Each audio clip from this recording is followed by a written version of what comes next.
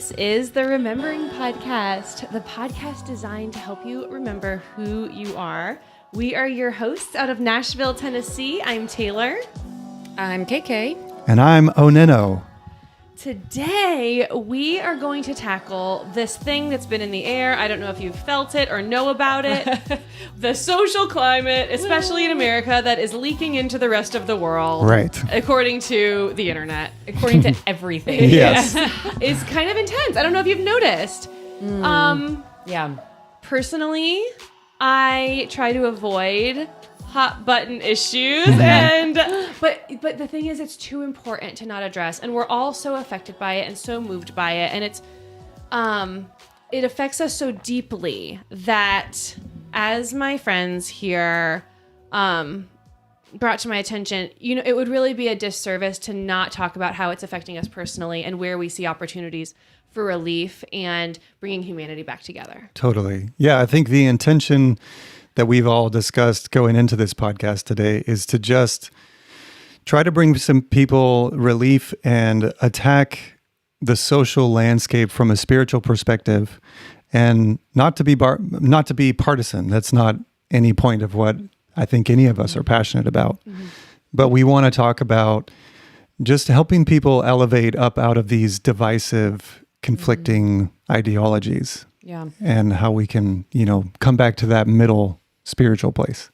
I am like you, Taylor, in the fact that if there's a hot button topic or item, I just want to light and love, and I just want to talk about fun things, but at the same time, there's a group of people that I'm really connected with, and I'll call them and I'll just get it out. And sure.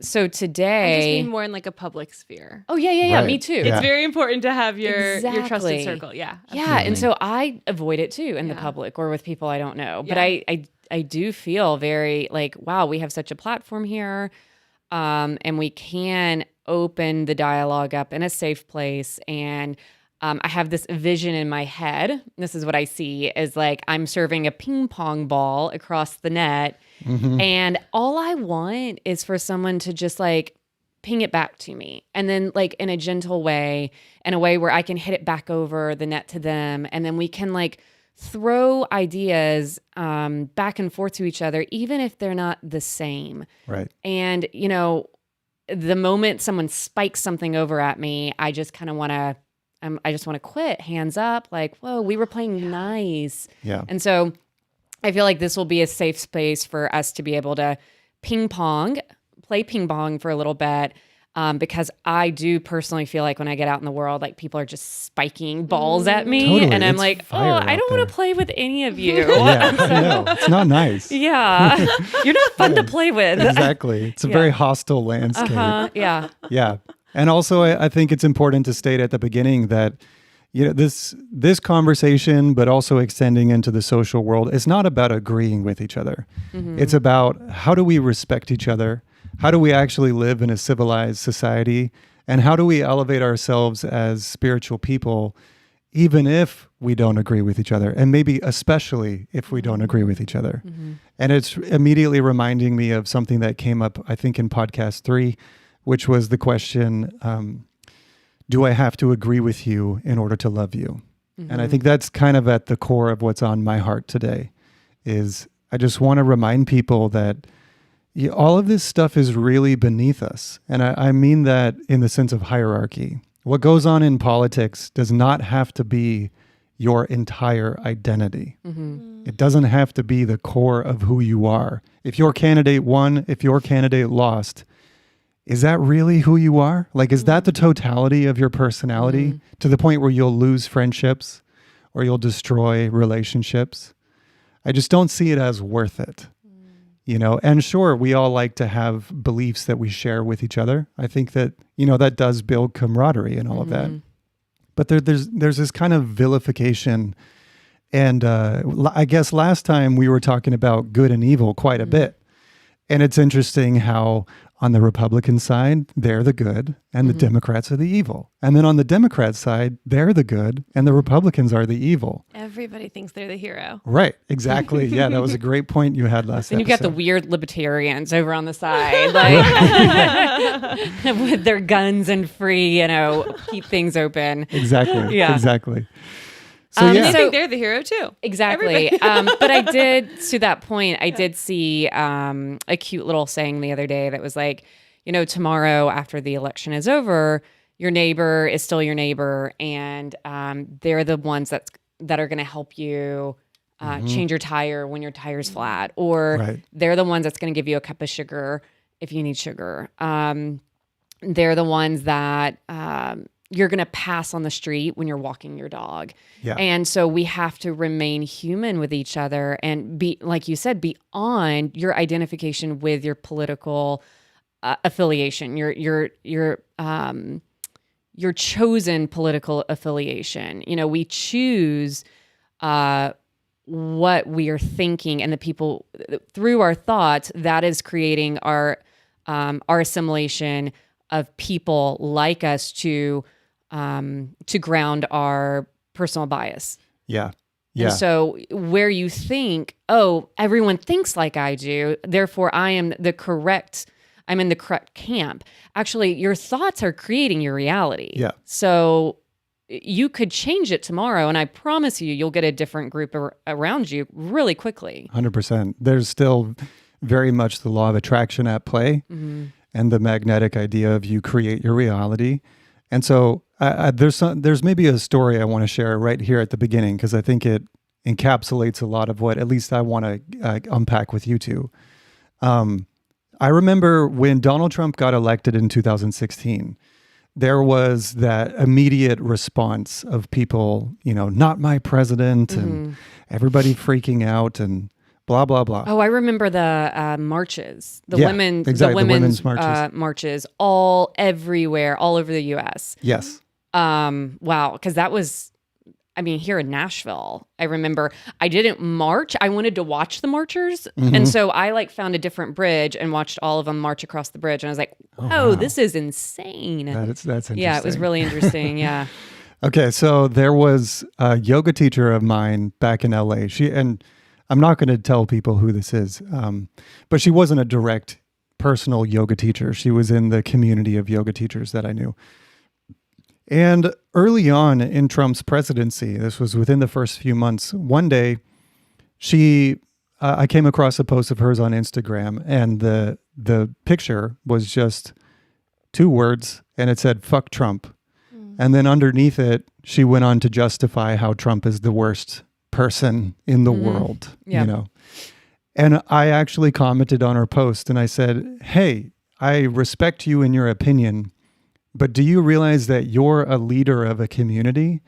And when you come with hate forward, when that's in your heart and that's at the center of this post, how exactly are you helping to elevate people up out of hate by speaking the language of hate?" So I support you not supporting the president, but also you have to check the energy of what it is that you're putting out, because you can't claim this is coming from a higher place when the language is such. So articulate yourself better. That's all I was really saying to her. It sounds like that was probably a post too that was emotionally charged, and I think that's one of the biggest problems in a social climate like this is a lot of the things we say is from it's emotion based. Right. Yeah. Which can be very root chakra, to kind of tack back a few episodes ago. Were you going to say something? No, I didn't know if you had more to say about that. Well, story. just the end of it, I wanted to wrap up that story by giving her credit that she actually, I think she wrote me back, and I don't remember exactly what she said, but I remember it was very nice. And then to her credit, she took down the post and made a new post.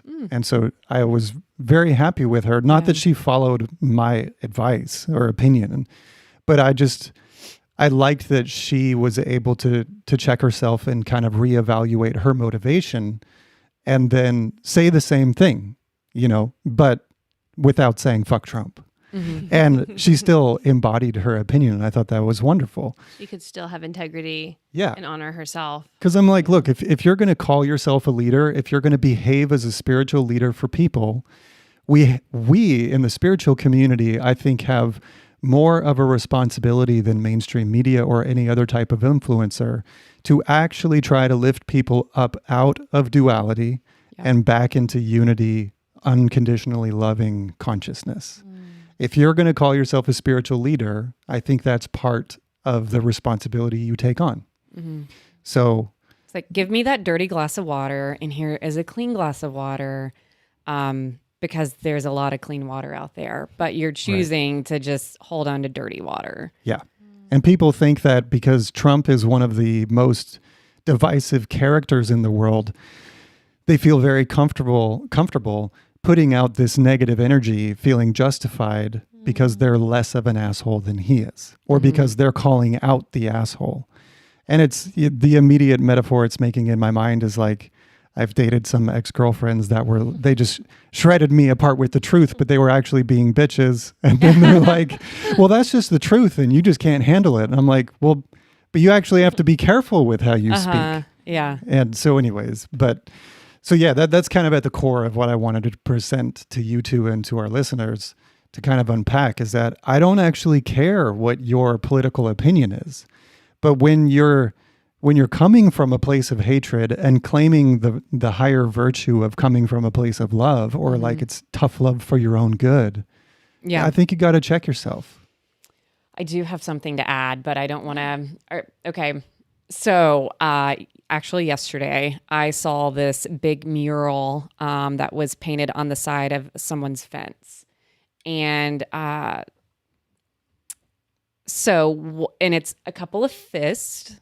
And above it says, peace for our nation, something like that, something about peace.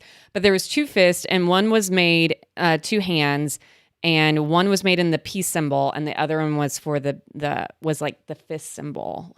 And so I was like, how I understand, the idea of like, we must fight for the underdog, for the weak. We must stand up for the weak. We have to protect the weak.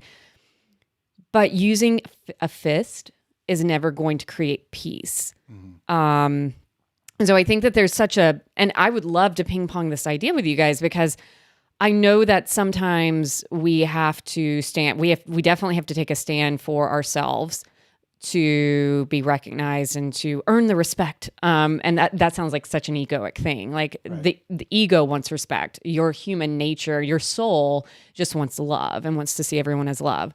So but we live on planet Earth. And so we want respect for, let's say, an underprivileged or a minority group of people, right? So, okay, we have to take force and we have to make sure that we are recognized and we're treated fairly. I understand that.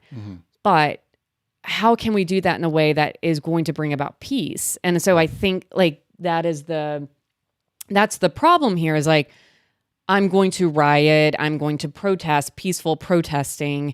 Those are wonderful and those are beautiful, but how has it brought A, peace into the world, and B, peace into your life? Right. Good points. So I'm that was me delivering the ping pong. And I just didn't want to immediately take the mic. I know. I'm sorry, Taylor. But also I respect you. Just like, I feel like you're really taking it in, and that's good. That's good. I haven't even spoke yet. I do have things to talk about, but well, what were you writing down? I saw you writing down some stuff. But I also don't want to ignore the ping pong serve. Sure. We can always come back. We'll circle back around to it. Yeah, games. That's the cool thing about games is you can put them on pause, and then we'll just come back to it. Yeah. I've been thinking about exerting opinions, exerting our beliefs of right and wrong, and so I haven't actually announced to the world yet. I'm having a baby soon. Hey, congratulations. I had no idea. I'm like almost in my third trimester. Yeah. So it's like we're pretty far along. But no. I've been thinking a lot about how heated parents get in the right and wrong ways of making parenting choices. Like breastfeeding or formula, or daycare, or staying home with your kids, or watching educational television, or no screens at all. Or there's so many things that people pick sides on, but only in the parenting world. This only applies Sure, to what the you're saying, parenting yeah. world. And there's so much judgment. Well, and so I've been thinking about that, and how with my first child, I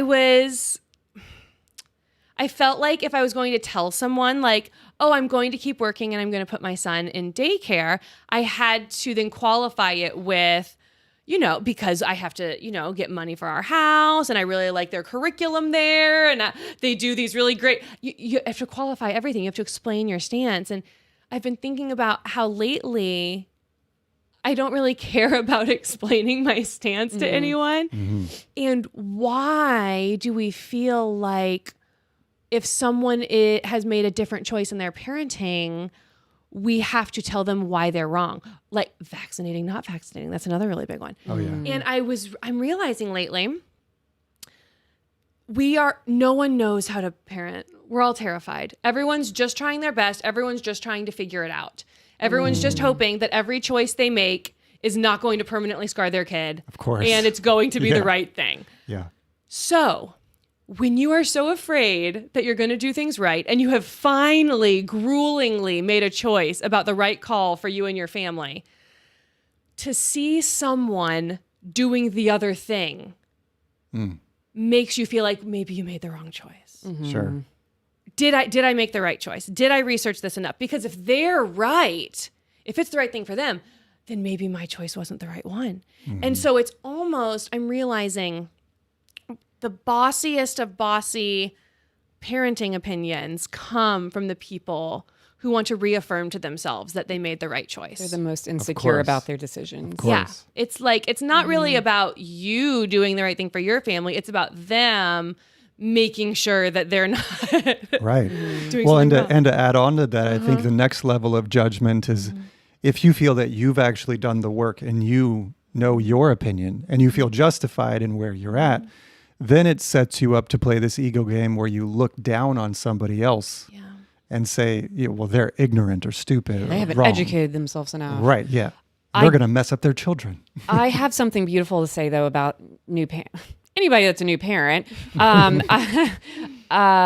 I'm also not entirely talking about parenting right now. I know, course. I know it's a metaphor, but yes. Sadhguru, he's a Eastern mystic philosopher kind of guy.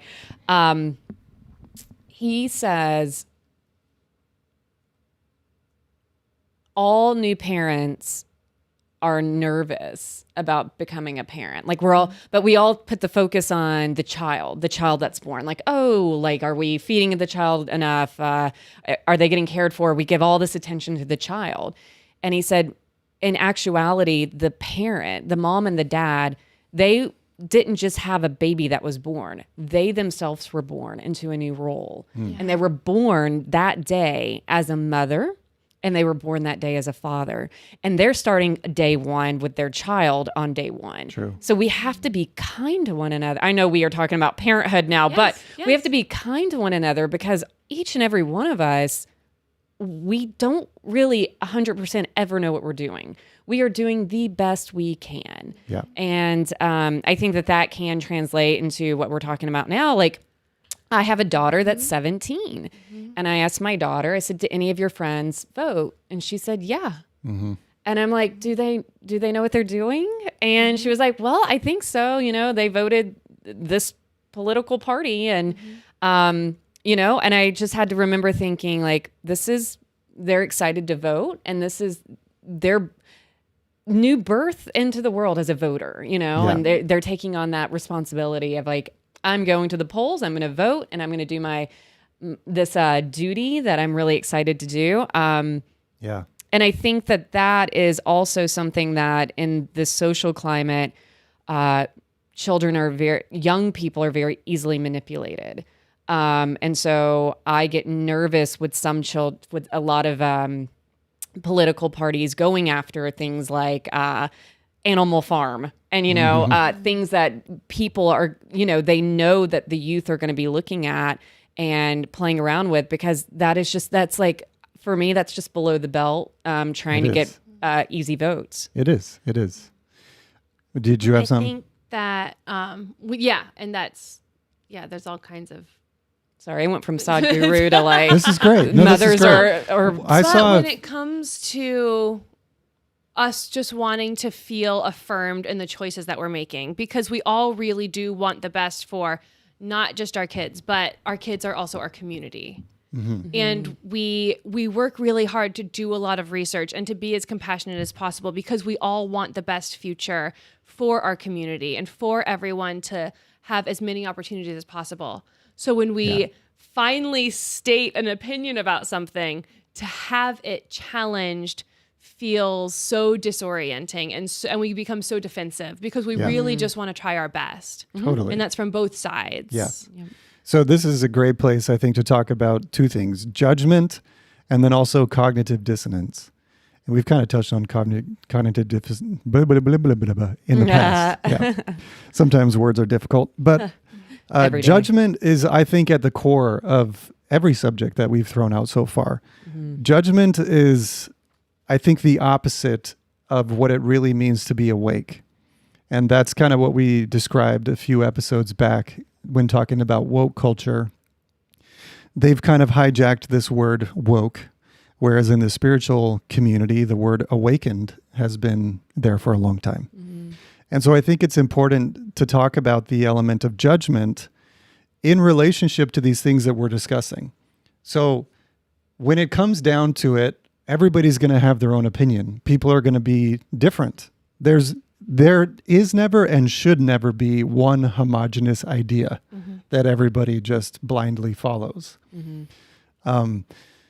But with that being said, you know, if somebody is teaching their children that they can put their hand on a hot stove and not get burned, like maybe that type of stuff needs to be addressed. So it is difficult. This conversation does require nuance, but ultimately I think it requires critical thinking. And then the critical thinking element is where the cognitive dissonance comes in, because we're at a very unprecedented time as a culture where it's not just I disagree with you and you disagree with me. It is there's fuel being added onto this fire through the media, through actual fake news. And I'm not claiming one thing is fake news. I'm just saying, as a category, fake news exists. We're all aware that there's stuff out there that's not entirely credible. Exactly. Or true at all. Yeah. It's like the opinion Olympics. And the more letters you have after your name, the more your opinion is supposed to matter. And it's not that it shouldn't matter, but, you know, sometimes science can't reveal what common sense reveals, and then vice versa. Sometimes science reveals what common sense would never understand. Mm-hmm. So I just think there isn't one silver bullet to this conversation. It requires discernment, which is inherently a spiritually developed tool. So discernment is something that I think we all must internally develop. And maybe I feel like the end of my idea here is, if we're going to bring it to a spiritual place, you can only develop discernment through raising your consciousness, developing your own personal relationship with the Holy Spirit. And I'm not going to define what the Holy Spirit is. That's within you to define and to find.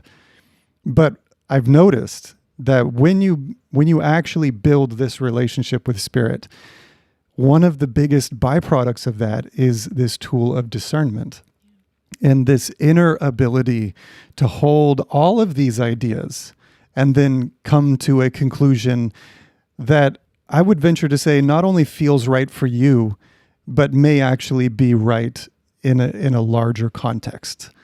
But ultimately, truth doesn't actually care about our opinions of it.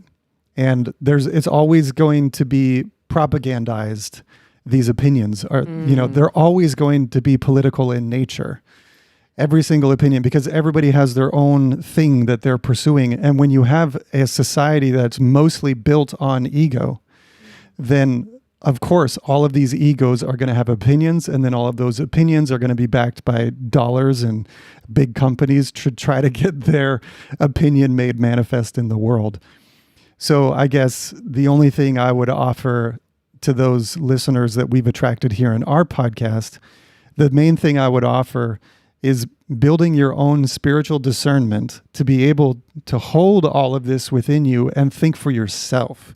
Because I don't actually care what you think. You and I, Taylor, were talking about this before we started recording. I don't care if your opinion is not aligned with my opinion. What I care about is when I come across people that are just speaking in catchphrases and have clearly never had their own thought about this stuff. And that to me is evidence that the spirit of discernment is not quite in that person. So that's where I'll wrap it up. I lifted my hand. Like, I want to go next. Yes, KK, I see you have your hand raised. Yeah, I You in do. the back. So, I think the word of the year is propaganda. Again, For that's sure. my opinion. Number 2, this is actually factual. In 2005, which this is... My brain just said, "We'll see about that." Yeah, exactly. What? Like it's a challenge? Like, Right, what yeah. on I earth? love how honest you are. Yes, go though. on. So one of the big statements that of our social climate, because that's the name of our little podcast today, so I get to say this, Social climate. is science is real. Yeah. That is just that it feels like that people use that statement as if it's a loaded gun and they just shoot you with it. Right. And they're like, science is real. Oh, you don't believe in science. Science is real. My mind is getting blown because most of the people that say it to me, I want to say, how many books have you read this year? You know, it's like, oh, I'm so sorry. I'm going to take that back. Retract that statement because there's a lot of really smart people that say that. And again, here we are charged. 2005, in Nature magazine, black holes do not exist. That was the name 2005? in 2005. Wow. I didn't know that. Yes. In Nature magazine, this is a peer-reviewed journal that say that black holes are the staples of many science fiction, and astronomers have observed them, believed indirectly. But according to a physicist at Lawrence Livermore National Laboratory in California, in time-space, they do not indeed and cannot exist. Wow. Okay, let's fast forward to 2019 for the first time you can see what a black hole looks like. Yeah. And then they released a photo of a black hole. It's an image in the Virgo galaxy cluster. Okay, so that is science. Science is supposed to change. We are supposed to be, the scientific method is trying to break apart your theory about something. So every time we use that language against each other as a weapon, we are literally saying, this is our opinion and it cannot change because this is Right. what we believe right now. Right. And that's more fundamentally religious than science. It is absolutely. Yeah. Because science is someone who observed something really, really closely and wrote down their observations. Right. And then someone can come along a little bit later and observe something and it could change and they could write down their observations. And you're supposed to be able to replicate the The experiment. method. It's just documenting things that we've observed. Right. And But then it's interesting to say it's the- real. It's like, well, sure. Yeah. And we can learn more things. Totally. Of course we can. We better be able to. Oh, Otherwise, eternity is going to be quite boring. But yeah, I was going to offer that the weirdest thing to me with the science and religious conversation is that science was kind of birthed after, the fall of the religious order being the politicians of the world. Because that's where we came from. Politics and religion used to be the same thing. So when we decided that we're no longer going to let religion and politics be the same thing, then that was because science was being born. So, but then I feel like they threw the baby out with the bathwater because ever since, science has never been able to scientifically identify consciousness, spirit, even certain forms of energy. Both things have to be true. Yeah, they all exist. They observe different things. Yeah, Science is really good at observing things that are three-dimensional, right. that are in time and space. Mm-hmm. And science was Which is not the actually spirit the realm. thing when I was in such a deep religious mindset. I was like, ooh, I want to know more about science. Sure. And I was not able to really dig deep, like into quantum mechanics and string theory and all these really amazing like ideas that it took me getting out of that religious mindset to be able to entertain science. Yeah. But we have to be able to, and then once I was just solely science, I was like, where's my soul gone? Yeah. I have not been feeding my soul. I've been feeding my mind. It's a Totally. form of materialism because it's all things that we observe in the material world. Yes. Yeah. So Yeah. it traps us there. Yeah. There's actually a YouTube channel that goes by the handle Spirit Science. Oh yeah. You know Spirit Science? Yeah. Yeah. I'm not advocating for 100% agreement with them. I've learned a lot from him though. Yeah. But same. I respect them a lot.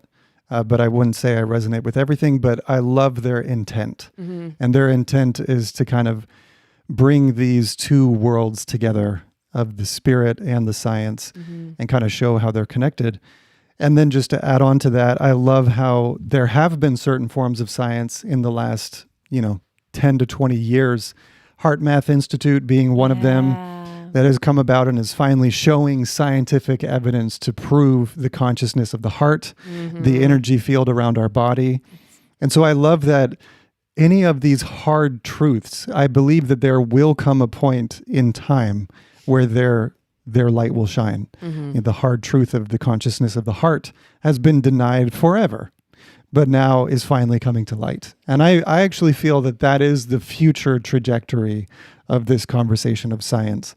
But I guess to get back to your point of the whole science is real thing, it's catchphrases. Like this is, I'll let you finish, but the catchphrase part of that conversation is what boggles my mind. Right. And so that's where, definition time, propaganda, it is a noun.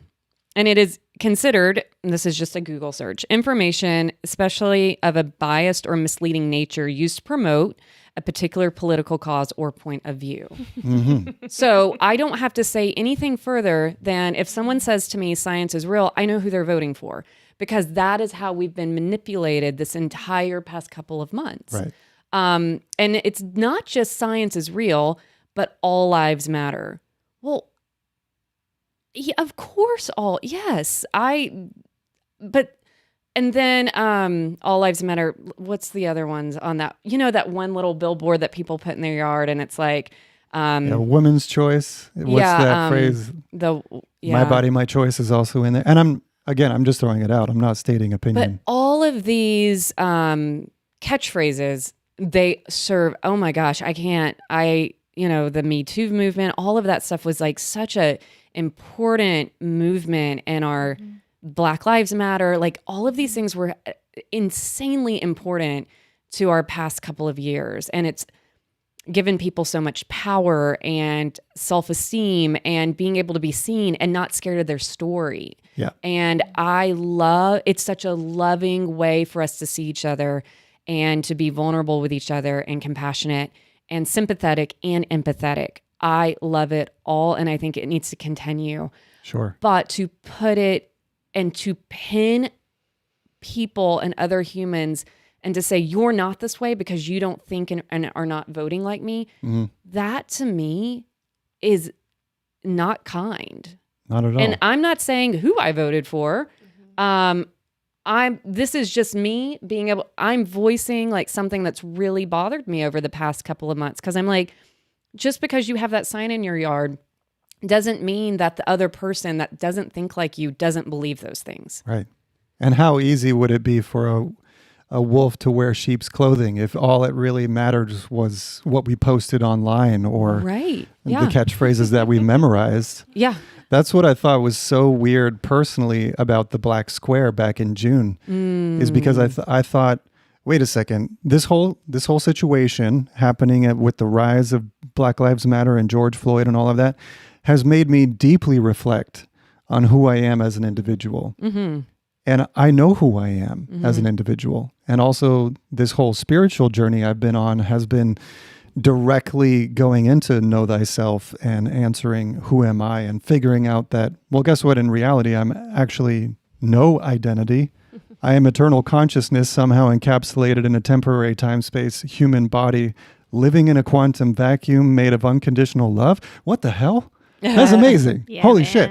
Okay, and now let's get back to the black square. So now Right somebody on, dude. Yeah, right on, bro. Pass it along. Pass it around. So when the black square came around, I was like, so you mean to tell me that my entire personality is about to be judged on whether or not I post a black square on my social media account?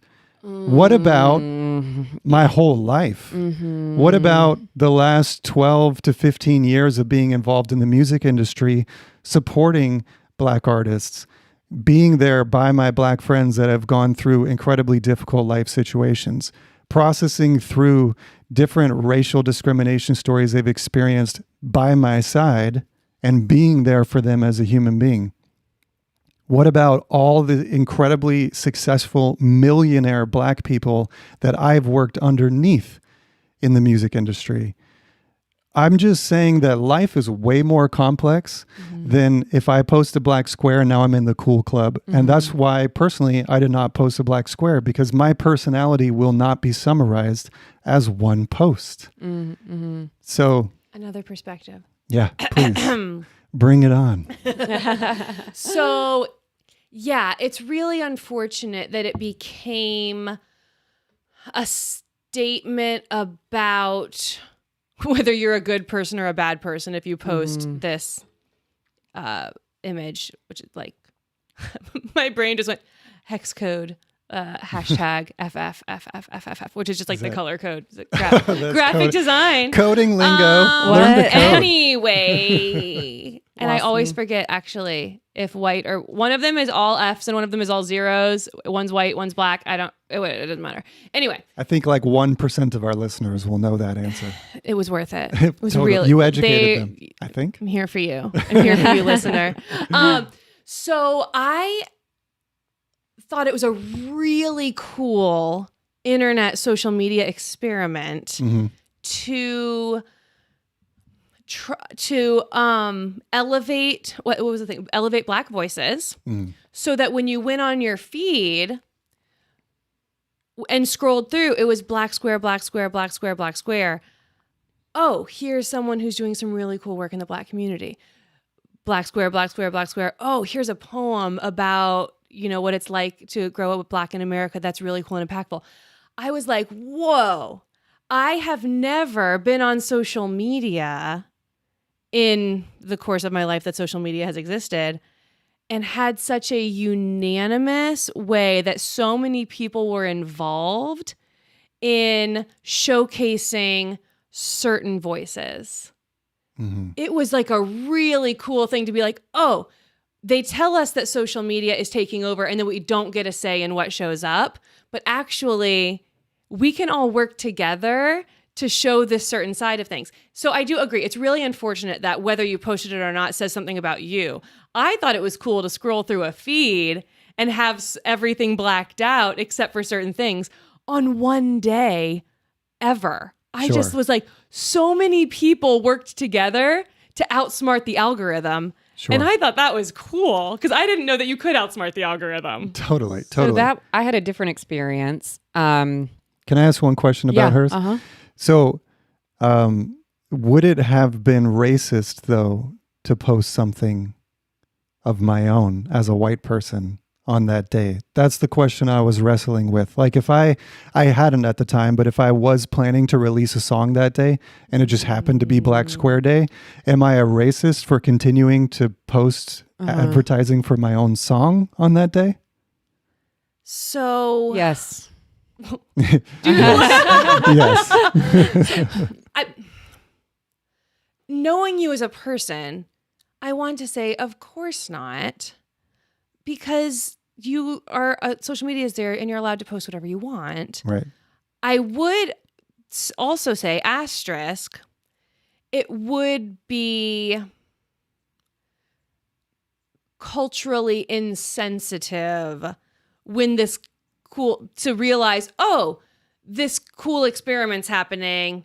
Screw all that. Everybody buy my album. Like, sure, if you were that much of an asshole about it. But so what it's if, like, well, you know, like, it just might not go across. I mean, sure, post Sure. it, but like, do you Sure. really want to? I don't know. let's say in the case that I had, and again, I'm making this up because I ended up posting nothing on that day. I posted something and I'd like to share it. Okay. We'll get to you, Kate. but I'm I see your saying- hand I raised. have a lot of things to say. I'm sorry. But in the case that, let's say, because in the music world, it takes time to get momentum and put stuff out. So this is a totally hypothetical situation. Sure. But what if I had been planning for 2-3 weeks to release something on that day? The Black Square movement happened within 24 hours Correct. previous to that day. So then it's like, I actually want to just put out there, I do see what you're talking about with the cultural insensitivity. However, I've always kind of felt like an outcast in society anyway. I've never lived my life for the approval from we the need crowd to get to the anyway. Enneagram episode. This will be good. Yeah, it will be. Oh yeah, I wonder. I don't even know what I am, but I'm so curious. Maybe we should do that for the For a certain podcast. type right now. Maybe someday in the future, a podcast, you guys could give me my Enneagram because I've never done it. Exactly what you're not supposed to do. Oh, I'm like, okay. absolutely, Well, there yeah. you know. I'm such a noob. All right, KK. yeah. What'd you post? Okay. So it was June 2nd that the Black Square movement happened. I want to address my experience that day with it because I woke up and I was going through Instagram and I was like, what is happening? And I saw all the black squares. Well, then I really didn't have that same experience of like, oh, these are really cool things that are happening locally or, within the U.S. From our black brother and sisters. But it was more like, stop using this hashtag and use this hashtag because you're messing it up. And I mean, all day long, I felt like people were just like arguing with each other about, you're messing this up because you're not doing it right and you're using the wrong hashtag. And then people were like attacking other people saying, stop using that hashtag because you're actually blocking content. And I was like, God. what is happening today? What a nightmare. It was a nightmare. Yeah. So well, we can get on these. Okay, you finish your thoughts. So then I kind of sat with it and I had a full day of therapy clients that day. And I remember I was seeing clients through Zoom and it was a very new experience for me. And my head would hurt every day after staring at a screen for like 7 hours. And I really was thinking about the Black Square movement and something inside of me was resisting it. And I don't know how to explain that, but something inside of me was like, this feels like if I don't play with them, they're going to kick me out of the cool group. Because I don't want to post a black square. And I'm really private on my Instagram page. I don't post a whole lot, but when I do, it's something that I feel is contributing to love or peace. And for some reason that just it wasn't resonating, but I didn't want to be an asshole either. Right. And so I love Mr. Rogers so much. And I found this image of Mr. Rogers bathing.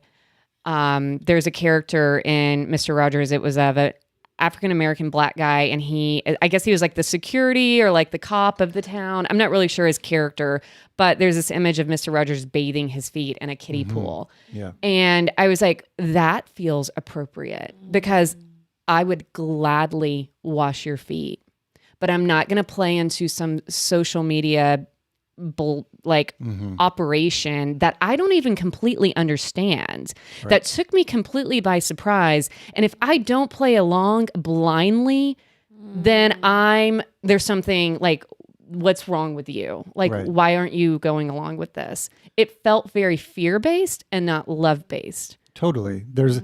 I have a wild opposite, like, I don't know what the right word is. I'm a Taurus. I'm incredibly obstinate. And if somebody says, you must do this, my first response is always, why? So You that's sound just like my 4-year-old. Yeah, I know. It's just built into me. But I'm resonating with the rigidity of this perspective. It's like, well, But life is way more nuanced than that. And if you approached me from a different way, I'm open. Like, I'm not a closed-minded person. I'm not going to sit here and just want to oppose you.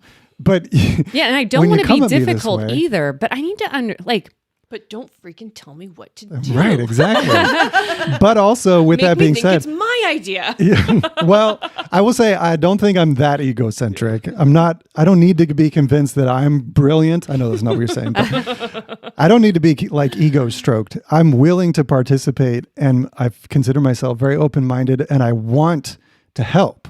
But I felt like it was this hard line in the sand, just like every other thing that's been going on in 2020, which is why I think this subject has taken the foreground for a while. It's this hard line in the sand that we all draw. And I'll just go macro for a second. Whether you're on the BLM side, or you're a Trump supporter, or you're Antifa, or you're a KKK member, I don't care who you are. It's these harsh lines that are always going to polarize people. And so, again, to get back to the intent of this episode and the intent of where I'm coming from, is how do we get beyond those hard lines? How do we get beyond the polarization? Because we live in a perceived world of duality in our physical brains, but the world is always seeking harmony. And so it's us that is constantly creating this. And even the people that say, well, I'm trying to dismantle it. Well, it's like the Hydra. You cut off one head and 3 more sprout up. Absolutely. So you have to be careful with your angle of approach. And again, I'm not trying to tell people what to do or how to do it. If I haven't walked in your shoes, I have no business telling you what to do or how to think. What I'm suggesting is that we must all take deeper inner, study ourselves internally to really know what energy am I creating? Because you might say, your words in text form might be, I want love for everyone. But if your energy has a middle finger in the middle of it, you're not going to create that. So you might have the quote unquote best intentions, but this world responds to energy first. So you have to check the spiritual energy that you're putting into your movement or into your political party or whatever it is. Otherwise, you may end up manifesting the opposite. So Rob Bell on his podcast called The Robcast has several really cool series. If you scroll back, with different, political, just like educational perspectives. And he explained things in a way that I hadn't really learned before. His dad was a really big deal judge. He grew up hearing about law and policy all the time. Also things that I wasn't aware of, from him as a person. But something that he says quite a bit is that politics is, people say it's not personal, it's just politics. And he's like, no, politics is always personal. Because politics is about people. So it's the personal scaled up. Sure. Everything that is a big deal on the political stage is because it's a big deal on the personal stage. And A Course in Miracles, and Marianne Williamson, who teaches A Course in Miracles, says that everything is either love-based or fear-based. Yes. And that's been coming to mind a lot for me because I hear people tell me, I'm just sick of all the hate. I just can't handle all the hate anymore. I'm like, well, it's not hate. It's fear. It's fear. Yep. It's people being afraid for themselves. It looks like hate, but really it's fear. And this year in particular is incredibly volatile because we have this, I don't know if you've heard, pandemic going on. Oh, there really? In 2020? It's not just my life here. is completely normal. It's not just here in America. It's Wow, the it's entire world. Yeah, the entire world. And when you're being told that there's an invisible enemy that can threaten your life and the lives of your loved ones, it brings up a bit of fear. That's just, what's going to happen. And when the fear is in our body, it's really, really hard to take the deep breaths and come back to the center of ourselves where love exists. And Joe Dispenza teaches about this, where when we're in fear, our brain releases adrenaline and cortisol. We drop back into our reptilian brain. We're in fight or flight. We physically are incapable of using the other parts of our brain that are more attached to our relationships and can't think our straight. logic. And We're only supposed to feel that way, like a sliver and of our time awake. But we are And living in it constantly right now. our stressful lifestyles put us in that state on the reg. On the reg. I love that. On the regular. I love that. But the pandemic in particular has just blown it out of just an unrecognizable proportion. And so it's really crazy when these really important topics come up.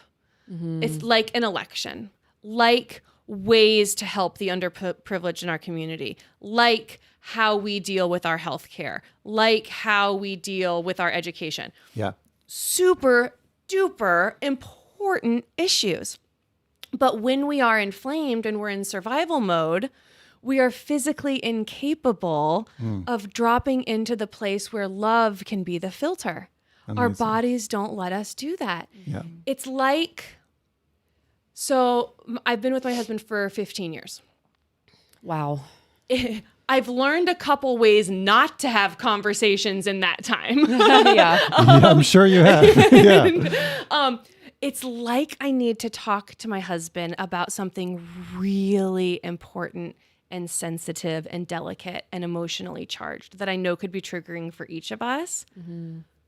And I'm super hangry and I haven't eaten all day and I'm incredibly irritable, but I push the conversation. It's just not going to go well. Yeah, you don't do that. When you're in survival mode, it's not going to go well.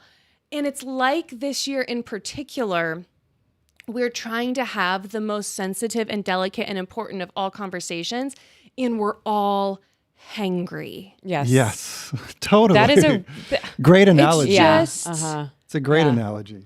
so it's not that the conversations are not important or that they shouldn't happen, but we need to find ways of taking care of ourselves, getting ourselves out of survival mode and out of fear before we attempt to have these conversations. You're talking about soul nourishment. You just blasted that into my mind. I love you using hangry as part of that metaphor. I 'Cause become it makes a so much sense. monster when I'm hungry. Yes. yeah, me too. And it makes so much sense because there's so much division going on that I think if we were all nourished spiritually, we would probably be very more prone to work this out with each other.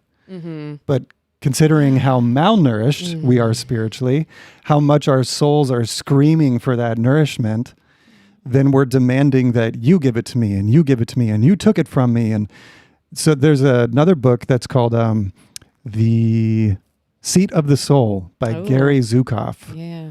The Seat of the Soul, for those of you that are keeping along with our book list. Somebody's making a book list out there. Yeah. Fingers crossed. Yeah, right.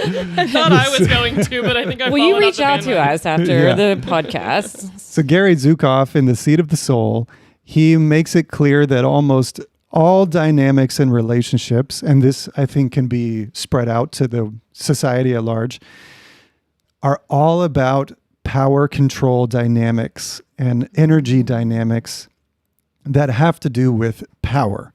So it has to do with if I love myself or if I don't love myself, then I'm going to seek the love from you.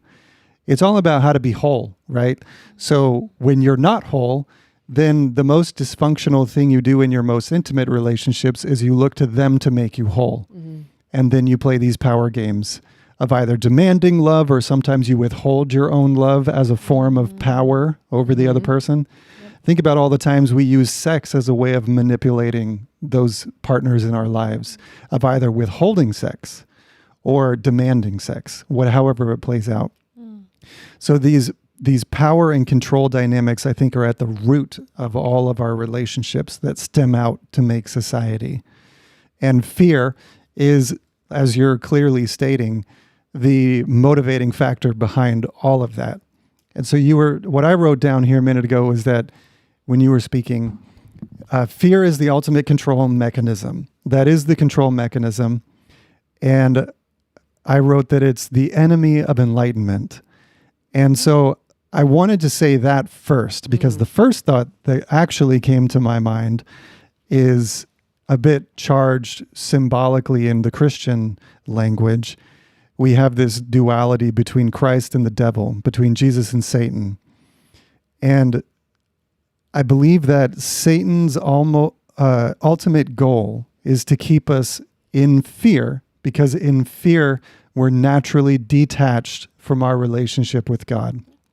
And I want to make it clear out there that I am speaking in mythology. Whenever I speak about, especially Satan, I'm speaking mythologically, just so y'all know. But, no, you believe in a red guy with horns. Right, yeah. Yeah. But the powerful and the controllers of this world that have been controlling humanity for eons, that use these lower mechanisms to control us, I believe we're reaching the period of time where all of our ancestors have projected that if we get here, we will revolutionize consciousness, we will revolutionize the planet, and the Armageddon will be upon us. Now, what is the Armageddon? The Armageddon in the Greek actually means a dissolving of the veil, a lifting of the veil. So in an era of fake news, in an era that's been controlled by fear, what is the Armageddon? It's actually the removing of that stuff. So in the process of them losing their power, they are amping up their narrative because humanity is starting to see through it. So the more we see through it, the louder they're going to get. So that's why I think the real rallying call that I want to put out there for everybody today is now is the time to know that we actually have the upper hand. Otherwise, they wouldn't be freaking out like this. They'd be going along like everything was fine. They just continue dropping fear here and there, and we'd be reacting and we'd be controlled. But the fact that we're waking up and that humanity actually is uniting. Do you feel the energy in that sentence? Humanity is uniting, and yet everything in my ego just says, but the media, but social media and Fox News and CNN and Biden and Trump, we're not united. No, I call bullshit on that. We are more united now with the desire to come together. But we are not being led there from the people that were leading us. So we need to stop let them leading us and find those people that will actually lead us beyond fear. And guess what? They're not going to be on Fox News. They're not going to be on CNN. They're not going to be the president of the United States. It's going to be the spiritual leaders that actually have enlightened themselves to the best degree that they can as humans. But you better start looking on YouTube because you're not going to find it from mainstream. Technology is really cool, but it is, you better believe that if something like a television, that's why they always say kill your TV, because a television is something that it's widely known that the CIA has used different types of experiments with different TV shows and different slogans to brainwash the masses of people watching certain things. This is I'm not making that up. That is that's fact. It's very factual, not fact. Fake news there. And so if anybody wants a resource, look up the YouTube channel called Cold Fusion and search for a video called, just type in Google and CIA, and you'll see exactly how the CIA has worked with Google and Facebook to create them. Yeah. So look up Cold Fusion on YouTube. Yeah. Type in CIA and Google. So we get to use technology as a tool. But Prince actually, I don't know if you remember this, but he accepted an award when he was still here in his human body. Was that when he was writing slave on his face? Oh, no, this is a different one, but he was pretty much warning the masses, like, do not let technology use you because it will, unless you use it as a tool. And so I feel our culture today escapes with technology. We just jump on Instagram or Facebook or Snapchat or Discord or, I can't even keep up with all of the things, Minecraft, whatever it is. And, we are forgetting that that is actually using us, and it's manipulating the way we perceive the world and we perceive other people. We can use it though. We can change that. We can use our technology as a tool to help us regain consciousness and unity. But unless you have that awareness, you don't know that you're getting used. Yeah. App developers literally call us users. Oh, yeah. Oh my God, Because yeah. we're addicts. So in the documentary that is super all the rage right now, but I highly The recommend. Social Dilemma? Yeah, I feel like it should be like required viewing for everyone. Totally. In the Social Dilemma, they say the only industries that call the quote unquote customers users are drugs and technology, things that you're addicted to. Yep. It's really, that documentary is really great because from the mouths of the people who designed it, you hear these were designed to keep your attention. They're not designed with your best interest at heart. Yeah. And anytime there's advertising dollars on the table or political dollars on the table, it's all about keeping people's attention. 100%. And the most direct way to keep people's attention is to keep them locked in fear. Fear. Absolutely. And so anything that, like the news where there's advertisements, any TV shows where there's advertisements, Shock value. magazines where there's advertisements, the content is going to be meant to hook you and meant to keep you there. So because that's what the advertisers are paying for. And once you're there, they're able to present a narrative. Yeah. Yeah.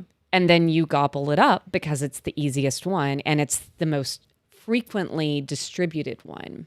So Small example of what you both are making me think is I always laugh out loud. I never watch nightly news. I don't even have cable television in my house. is your cereal box trying That's to what I was kill going to you? say. What's in your cupboard that might suffocate your 2-year-old? Tune Coming in up at at 6 5. p.m. Like, what the fuck? It's like so Dude, crazy. they always do that. Like, just my before God. going to commercial, they're like, what's in your car that's killing your grandma? Find out at 6. Like, what the shit did you just say? Yeah. It's laughable, It but it's is. also what's actually happening. I know. Well, when you take a break from it, because I haven't had cable for 10 years, but I do have streaming services. So like I can get on YouTube if I need, I'm not living in a cave. Like I have YouTube ads are also insane. Oh, YouTube there's is the worst. wild now. The worst. It is pretty bad. Anyway, but I haven't watched like local news or like national news in a really long time. So every once in a while I'll get a glimpse of something if I'm at my mom's. I'm like, what in the actual hell Is are this people really on TV? listening to? Right. It's like an SNL satire, It's but it's terrible. real. Yeah. It's real. And the anchors that are like giving this information, I'm like, do you have a soul? Like, what happened? So Yeah. here's the $1 million question. Hit us. If the disease is us being locked in fear, Yes. and the antidote is nourishing our souls and learning to live in the love frequency instead. Mm-hmm. How do we nourish our souls? What is the takeaway that we leave everyone with to tie Yes. this episode up with a pretty little bow? I was thinking about this too. It's Yeah. a great question. First of all, I think it's going to be unique to every single listener here. So the only thing I can offer is a guideline, which would be to start to know your heart.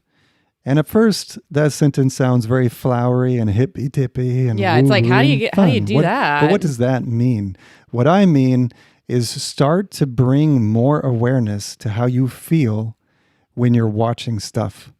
And it could be something as benign as a Disney Channel show, and it could be something as obvious as a mainstream news network. But start analyzing how something makes you feel. And then what I would offer is the simple rule of at the moment that you feel fear in your body, disconnect from it. Because 9 times out of 10, that fear is coming into your body on purpose to manipulate you, to control you, and to make you think very certain and specific things. When we experience fear naturally, in the real world. For instance, my girlfriend and I went camping one time. It was 11 p.m. at night. We're sitting, nobody's around us. And all of a sudden we hear this rustling in the feathers. We got fearful. It's a very real fear. Turns out a squirrel can sound like a bear at 11 p.m. in the dark. Yeah. So our fear quickly was quelled and everything was fine. But that's an example of an appropriate fear, I think. What's not an appropriate fear is when you're sitting down for entertainment and you're flipping through channels and you have an entire huge buffet of media to choose from. You don't need to continuously listen on a 24 drip cycle to fear. So the illusion is that you're being educated while you're being scared, and that's an illusion. You can be educated without being scared.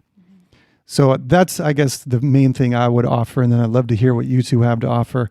But I would say analyze your feelings no matter what you're putting into your brain, because we need to think of our brains like a mouth, and they have a digestive tract and they have an expulsory tract, and we call those thoughts. So we consume, we digest subconsciously, and then we project. Shit our thoughts out. And then we shit our thoughts out. And it's a mess. Usually it is a mess.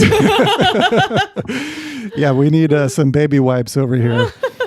But that's what I'm trying to get at, is that you have to start thinking that you never passively consume things.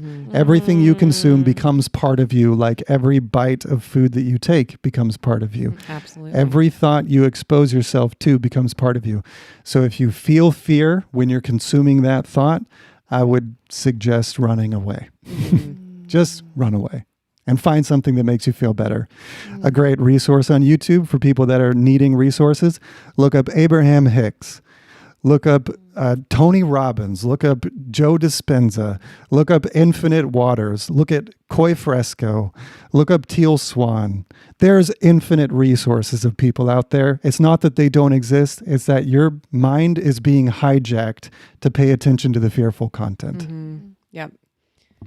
So for me, the older I get, the more interested I become in the brain and that brain-gut connection. And how our nervous system, I feel like that is the thing that so we have a nervous system and it is electrical impulses. And those impulses are they're constantly firing. They're not getting a rest. They're getting overused every time you are in fear. And our bodies are so worn out right now. That's why our immune systems are so low. And we don't realize that we're constantly pumping cortisol into our system and at a very unnatural rate. Yes. So unless you're really in tune with your body, a lot of this language is going to go over your head. Right. So I encourage, if you're scared of Corona right now, and there's a lot of people scared of Corona, don't just be fearful of the virus. You've got to understand your body. So what is the actual unit that because the mask is not just going to protect you. So if you are nervous about coronavirus, get to know your body, get to know how stressed out you are. What am I eating a proper diet? What am I feeding my mind? Am I stressed out too much right now? Because the mask is not going to save you. So if you are nervous during this pandemic, not only educate yourself about your body for you, but also for your family members that we want to protect and we want to keep safe, right? That's number one. Number two, so know thyself, the end. And then number two, in the mornings, this is what I do. I make a cup of coffee and I stare at a wall or I stare out the window. And I literally just give myself about 5 to 10 minutes to sit with myself and I don't know if I'm having a conversation with myself, if I'm looking at my cat, if I'm looking at the sky. I don't know, but I just take a moment every single morning with myself before I check in with myself before I check in with the world. Yeah. And I think that's something I've done for years, and it's proven to me that I'm a priority. And when I'm a priority, I can show up as my best self and my most loving self and my most kind self and my most calm self. But the mornings I don't check in with myself, I am unpredictable. Yeah. And so I think it can be easy to check into what your question was, like how do we do this? And for me, that's been a really easy 2 methods. Yeah. I love what you say about listening to your body, OnenO. Learning to, not just glaze over and push on and bodies do what bodies do. No, the bodies tell you the truth. Everything. Your body is your Temple. it's your temple. It is your most vivid status update about what is Sure. actually Yeah. going on. Yeah. And which also made me think, there's this really awesome book that I read by Dr. Emily Nagoski and her sister, who I believe her name's Amelia, called Burnout. And it's about completing the stress cycle. And it's a hot pink cover. It's got matches on it. It's super conversational, super easy read, not long at all. But it's unbelievably helpful at talking about the purpose that fear serves in our body, how it affects the rest of our body. When we're in fear, all of the blood goes from all of the designated organs to allowing us to fight or flight. So it leaves our digestive system. It leaves our metabolism. It leaves our cognitive thinking. It leaves our cardiovascular system to an extent. Like our body shuts down. So if you're fearing getting sick, the worst thing you can do is feel afraid all the time Yes, because your it body is. can't function. It's a vicious cycle. So I would definitely recommend reading that book called Burnout. One of the great things they say to burn off the excess cortisol and adrenaline in our system is something physical. Because if we're outrunning a lion, if our ancestors were afraid of a bear in the woods during a camping trip and then they outran the bear, that tells their body, oh, I'm safe now. And the physical activity burns off the extra hormones. So even if you're not like an avid like gym goer or marathon runner, dancing around the house to burn it off, or even laying on the ground and gradually just going through your body and tensing and releasing all of your muscles in turn, like, okay, tensing my feet and releasing, tensing my calves and releasing, tensing my thighs and releasing, helps to do that. Or just freaking shake it off. Right. My husband has started doing that when he feels stressed out. He just like wiggles his arms and legs around and bounces foot to foot, kind of like a dog. Like all of these other animals do this, and it's a way of getting that stuff out of our system and being able to think clearly again. For sure. For me, I learned recently. I just completed. Actually, I got my certification in inner voice facilitation. Congrats. I'm so excited. So I'm going to be able to hold want a space for session. people. Yeah, let's do it. Online or in person, to drop down out of the mind and really spend some time with their true self in their body and get to know themselves really well, which is exactly what we're talking about. Yeah. But one of the things I learned in that certification is when we hold a thought in our minds, we hold our breath. Yes. And so that's another reason why taking deep breaths allows us to get out of whatever freaking hamster wheel we're chewing on some thought over and over in our mind to get out of that cycle. Man, after I breathe deeply 3 times, whatever I was worked up about doesn't actually seem like that big of a deal anymore. Or I've been able to look at it in a different perspective. So taking deep breaths is really huge for me to nourish my soul. It takes And the edge off of the burning part of that thought. And when you are freaking worked up, you do not want to take a deep breath. Yeah. And you just do it, and it makes all the difference in the world. Another thing that I've been doing recently is I don't like to go into my day with all of the anxieties bouncing around in my brain. So I've started as part of my quiet time in the morning, not just doing my regular meditation, but journaling more. And getting out all of the funky, venomous spew that's just been shitting out those thoughts in my brain, and actually journaling those in the artist's way. Julia Cameron calls it the morning pages, and she recommends it as a path to creativity. Like once you get all that junk out, it's amazing the cool, beautiful, loving, creative stuff that can come out of you. But yeah, it's just like scooping all that junk off the top first thing in the morning. And then sometimes brilliant resolutions to whatever the issue was will come out through the writing process, or it just isn't eating away at you anymore. Yeah. And you're not bringing it into every interaction you have with you the rest of the day. Totally agree. All of these take action, though. Yes. Yeah, it's intentional. It's Yep. on purpose. It's not going to happen accidentally. Yep. And But the hero must be called and must take the adventure. called. You can't They passively need a go guide on the to hero. give them a plan. So Totally. here we are giving you a plan. Here's your little knock on that door for you. Also, I did also want to throw out for people that do like to know what's going on in the world, there are ways of getting that information, of getting the actual news that don't involve swimming through a sea of fear to Yes. get the actual news. Exactly. I subscribe to this free daily email called the New Paper, and it's really, really short. It's like the top 5 or 6 headlines. It's like one sentence, but then you can click on links if you want more information. So I always feel like I know what's going on, but there's no partisan angles and no fear involved. That's a cool thing that I've discovered. And there's That's lots great. of services like that. Yeah. Yeah. You hit two things, or you hit one of the two things I wrote down, the deep breathing. I wanted to add on that to say that when I went through my yoga teacher training, I learned the science behind the deep breathing is that we breathe with our diaphragm. That's the muscle that actually pulls oxygen into our body. And it's right in the middle it's like the upper portion of your abs. So your diaphragm, generally, especially when you're in fear or unconsciously breathing, you're breathing very shallow, very short breaths. So the actual science behind deep breathing is that when you basically pull your diaphragm down, that's what you do when you breathe in.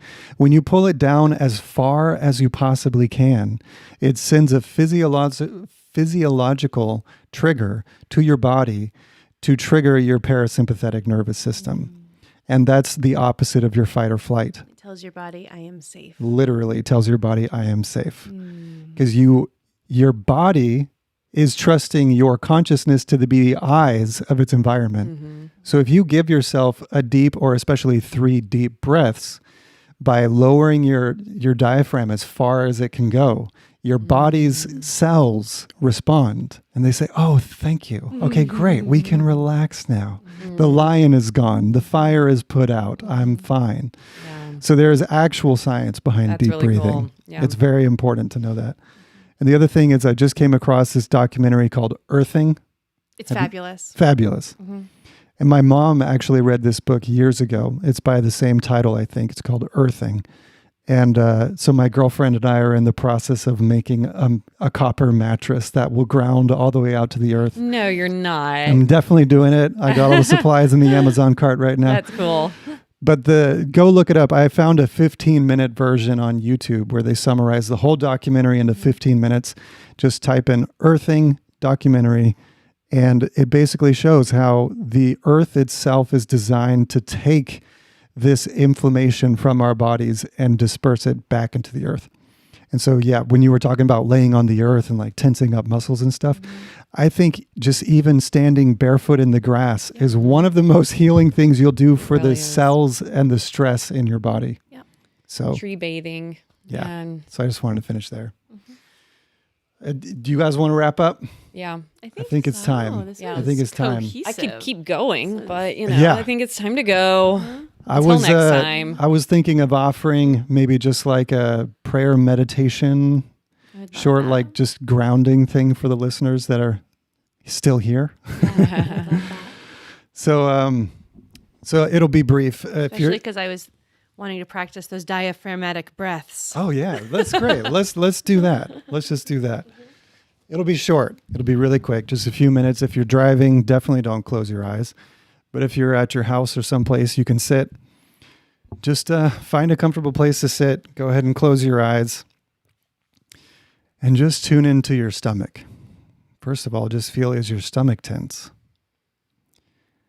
And just focus on relaxing that. Maybe relax your shoulders and the tension in your neck. Check in with your eyebrows and your jaw. Relax all the muscles of your face. And let's just focus on the diaphragm.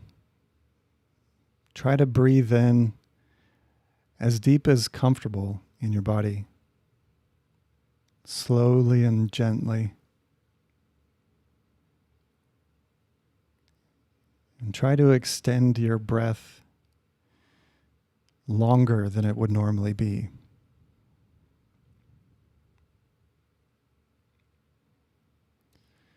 A visualization that my yoga teacher gave me back in the day is to visualize golden white light as you breathe in, moving in your nose and going down your spine, all the way to the base of your spine.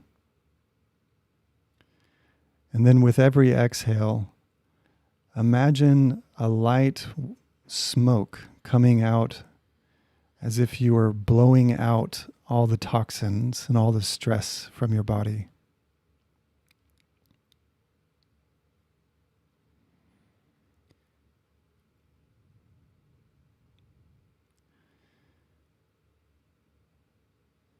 And I'm just feeling called as we wrap up this meditation, you stay focused on your breath. I just want to involve spirit in this communication. In spirit, I ask you to move through everybody that is listening to this message, that has come along this journey with us. I ask for healing, for unity, and for higher consciousness to grow on this planet. I pray for forgiveness, and I pray that all of the wounds that we see become touched by your hand, so that we may actually feel your presence in our lives in a deep and real sense. And we offer all of our stress over to you, because we know that we are not in this journey alone.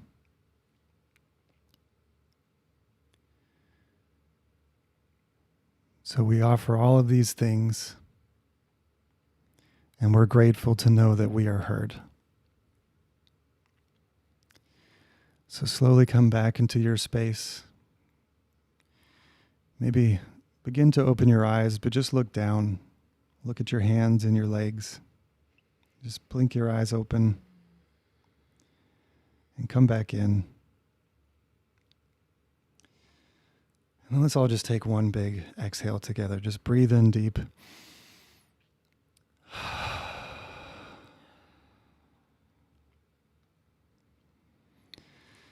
So I hope we've encouraged you out there today. Thank you for coming along this journey, and thank you for trusting us. I guess that's something else I feel called to. Thank you for trusting us with your time. And, this conversation is about helping each other. And so I hope that that's happened. I know I feel better after all of this. Yeah. Thanks for playing with me today. Yeah, I think this is great. Yeah, this was awesome. So, all right. Well, to wrap up, we'll be back in about 2 weeks with our next podcast. You can send us an email if you want to talk to us and tell us what's been on your mind and your heart. You can email us at therememberingpodcast@gmail.com or send us a DM on Instagram. We're The Remembering Podcast on Instagram. And we're also on Instagram individually too. It's true. Yep. Yeah. I am OnenO is my handle. I am OnenO. I'm KK Lagan, Lagan. Nice. Taylor Nick. So easy. I love it. I know. Pretty straightforward. Yeah. So reach out to us and say hello. We'd love to make this a conversation with you. But yeah, for now, I think that'll do it. Peace, everyone. Yeah. Thanks for listening. We'll see you in about 2 weeks. See you then. Bye. Bye.